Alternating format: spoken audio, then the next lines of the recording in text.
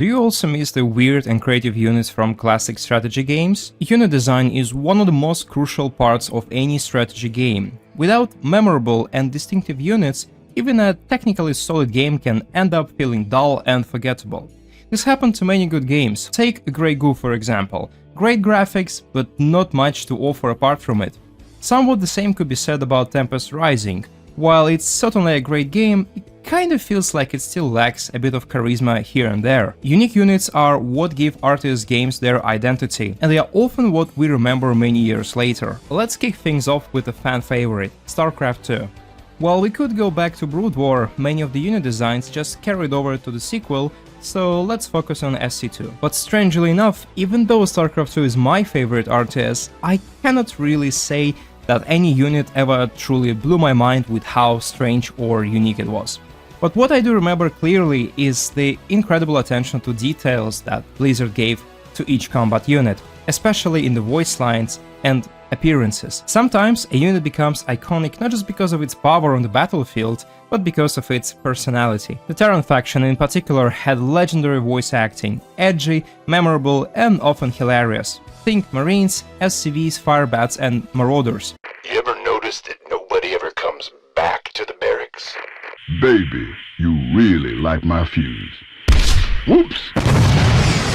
Damn! Premature detonation! The Protoss, on the other hand, had a more serious, almost pretentious tone, but even they had some great Easter eggs. You went to bed early last night. I see you turned off your phone. You never return my calls. I'm your biggest fan. Restraining order. What about our love? I have pictures of you. Hundreds. But what about the most iconic StarCraft 2 unit when it comes to combat? It's really hard to pick just one, but my personal favorite is the Battle Cruiser. From its thick Slavic accent to its constant presence in the Wings of Liberty campaign and promotional art, it's definitely a standout. It also showed up in some legendary esports moments like MVP versus Kuritl's Vortex. He needs to get those in there! He gunned down the Archons before it was time! And the Void Rays come out! And Archon goes in! And another Archon goes in! Get in there! Oh my god, what are we seeing? The Oversized Storm! This is madness! Oh my god, is he actually gonna kill this army? Oh, the BCs are all going down! I can't believe what I just saw! Or Rain versus Boxer's Mac Duel. Micro situation. Now we do see the big engagement. This could be the final battle. The Ravens on the wrong side, trying to move forward if he can get a big point. Oh, big seeker missile could go off, but no, they're all out of energy. And it looks like in terms of the air battle, we do see 31 Vikings. More are falling for Boxer. Can he pick off all of the battle cruisers? And it looks like Boxer might come out on top in the skies, but the 7th Torch from Rain give him the victory there. Yes. That said, if we're talking about the most recognizable unit to the wider public, it's probably gonna be the Zergling. The term Zergrush is so iconic it even became a Google Easter egg. Just type Zergrush and see what happens. And thanks to Carbot animations, we also got a hilariously cute version of the Zergling that's really beloved by fans. Next up, Red Alert 2 and 3. Two games packed with style, charisma and wonderfully weird units. One of the most unforgettable is the Apocalypse tank. It's a brutal, boxy monster with twin cannons and the ability to crush pretty much anything in its path. In Red Alert 2, it could even shoot down air units. Then there is the legendary Kirov airship, a massive, slow-moving, bomb-dropping aircraft that was terrifying to behold. Its intro in Red Alert 2 is simply legendary. But my personal favorite, it's actually Yuri's Harvester, a bizarre, unsettling unit from Red Alert 2. It deploys a group of slaves who shovel gold by hand. The contrast between Yuri's high-tech psychic army and this primitive method of resource gathering is jarring, and perfectly captures the faction's sinister, ruthless nature. And speaking of underrated units, how about the French Grand Cannon? This beast lets you build your own Maginot Line.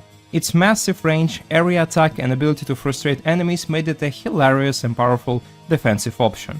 If only there had been a super version though. Moving on to CNC Generals, a game with a more realistic tone, But that didn't stop it from including some delightfully strange units. The GLA faction especially had some memorable ones. The standout has to be the Angry Mob. Just a bunch of civilians with guns and molotovs who could actually obliterate entire bases if left unchecked, and for casual players they were extremely terrifying. And then there is the Toxin Tractor, a slow, toxic spewing vehicle that turned infantry into goo.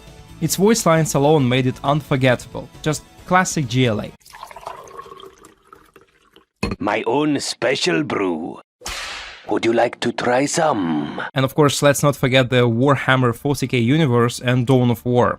The series is overflowing with epic units, but my favorite is the Bloodthirster. This towering demon wielding a massive axe is as terrifying as it is powerful. In the grimdark world of Warhammer, it's not even the scariest thing around, to be honest, but it's one of the most dramatic units in this game.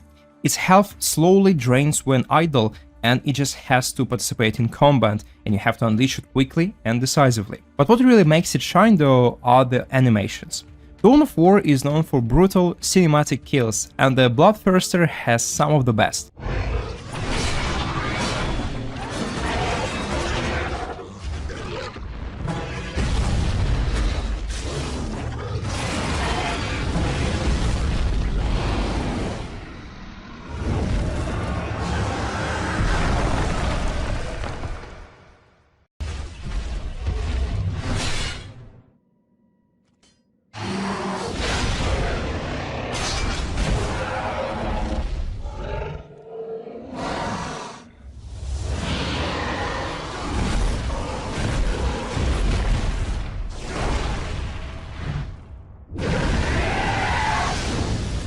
And the last but not the least is the Fat Boy from Supreme Commander.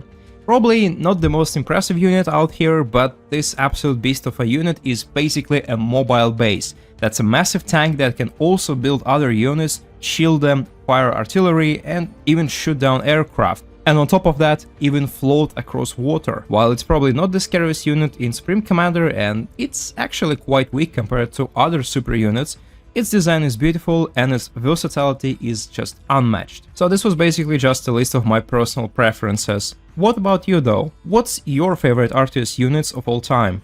Let me know in the comments. Thank you for watching, have a good day and see you next time.